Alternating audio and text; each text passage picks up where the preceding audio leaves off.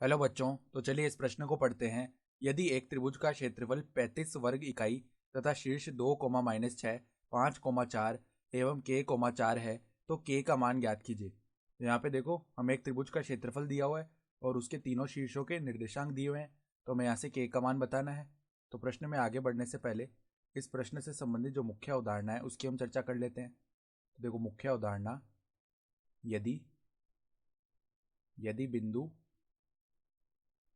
बिंदु x1, y1, x2, y2 व x3, y3 एक त्रिभुज के शीर्षों एक त्रिभुज के शीर्ष हों, तो त्रिभुज का क्षेत्रफल कितना आता है? बराबर में 1/2 सारणिक का मान क्या आता है? देखो, x1, x2, x3, y1, y2, y3 और 1, 1, 1 ये आता है सारणिक का मान। ठीक है, तो अब देखो, यहाँ पर अगर हमें क्षेत्रफल दिया हुआ है तो हम क्षेत्रफल तो यहाँ पर त्रिभुज के क्षेत्रफल की जगह 35 वर्ग इकाई लिख देंगे और शीर्ष भी दिए हुए हैं, तो इस सूत्र से हम निकाल सकते हैं। तो अब देखो, यहाँ पर जो क्षेत्रफल है वो कितना दिया हुआ है?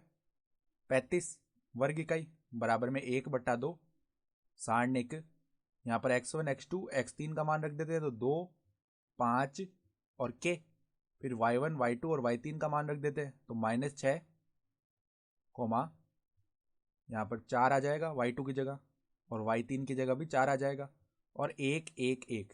ठीक है, तो अब देखो, ये क्षेत्रफल है, तो ये जो सारणिक में लिखा हुआ है ये मापांक में भी रहने वाला है क्योंकि हम क्षेत्रफल ज्ञात कर रहे हैं। ठीक है, तो 35, यहाँ पर देखो 2 गुणा होगा 35 से, तो यहाँ पर 70 आ जाएगा बराबर में। अब इसका हम विस्तार कर लेते हैं। देखो, पहली पंक्ति के अनुदिश, तो 2 गुणा में यहाँ पर 4 -4 बनेगा, 4 - 4, फिर देखो माइनस में माइनस आएगा विस्तार के रूप में, फिर आगे -6 लिखा हुआ है तो प्लस का 6 बन गया।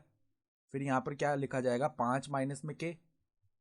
ठीक है, फिर प्लस में 1, फिर देखो 4 गुणा 5 20 हो जाएगा, माइनस में 4 के, तो 20 - 4 के। और ये जो पूरे पद है ये मापांक के अंदर आएंगे क्योंकि ये क्षेत्रफल है। ठीक है, यहाँ से देखो 70 बराबर में क्या आ जाएगा? मापांक 2 गुणा 0 0 बन जाएगा, प्लस में हो जाएगा 30 - 6 के, प्लस में हो जाएगा 20 माइनस में 4 के। ठीक है, तो अब देखो, -6 के -4 के माइनस का 10 के हो गया और 30 प्लस में 20 कितना हो गया? 50। तो 70 बराबर में क्या आ गया? मापांक 50 माइनस में 10 के। तो मापांक घटाएंगे तो प्लस माइनस लग जाएगा 70 पर। तो देखो, 50 - 10 के बराबर में एक बार तो प्लस का 70 आ जाएगा। ठीक है, और यहाँ से 50 - 10 के एक बार माइनस का 70 आ जाएगा, मापांक घटाया हमने। ठीक है, तो अब देखो, यहाँ से अगर के 2 मान आएंगे तो एक मान तो के का क्या आ जाएगा? देखो, 10 के यहाँ से बराबर 50 - 70 यानी माइनस का 20, और यहाँ से 10 के निकालेंगे तो क्या हो जाएगा? 50 प्लस में 70 यानी कि 120। तो यहाँ से के का मान कितना आ जाएगा? -20/10 यानी -2, और यहाँ से के का मान क्या आ जाएगा?